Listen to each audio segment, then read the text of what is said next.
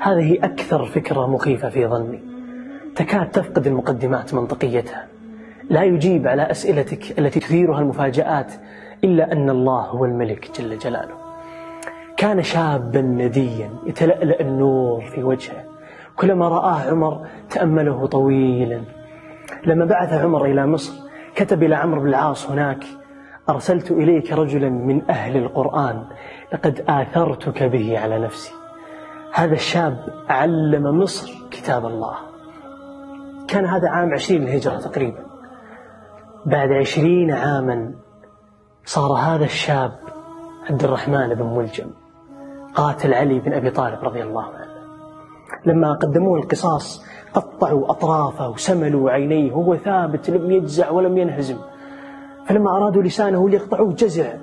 قال: والآن بعدما تساقطت هذه الأطراف الحية على الأرض، قال: إني أكره أن أعيش لحظة لا أذكر فيها الله.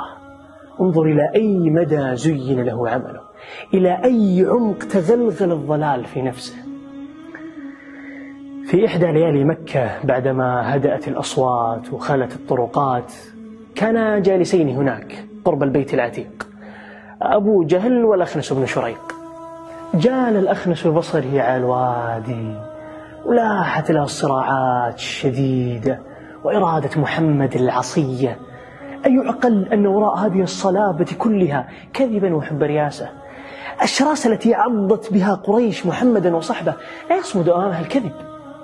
ثم إن محمدا لم تمطره السماء فجأة ولا بزغ من جبال مكة بشرا لا تعرفه قريش، بل هو ابن أخيهم، يعرفونه ويعرفون منه شمائل كأنها النجوم. سأل الأخنس صاحبه: يا أبا الحكم، أمحمد صادق أم كاذب؟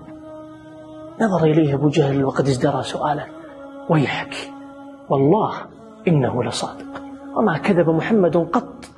عجيب. ثم ماذا يا أبا جهل؟ ثم مرميا منتنا في قليب بدر. بالله أليست هذه فكرة مخيفة، أن يرى الإنسان الهدى أمام عينيه ولا يتبعه؟ كثيرا ما يهزني قول الله: وكذلك أنزلناه آيات بينات وأن الله يهدي من يريد. واضحة كالشمس، مقنعة للعقل والروح، ولكن الله يهدي من يريد. هنا يفهم المرء معنى الإلحاح بإهدنا الصراط المستقيم. إنها تذكرة الجواز التي لا تنال إلا بالانطراح لدى العتبات وبإدمان الطرق. يا رب يا رب.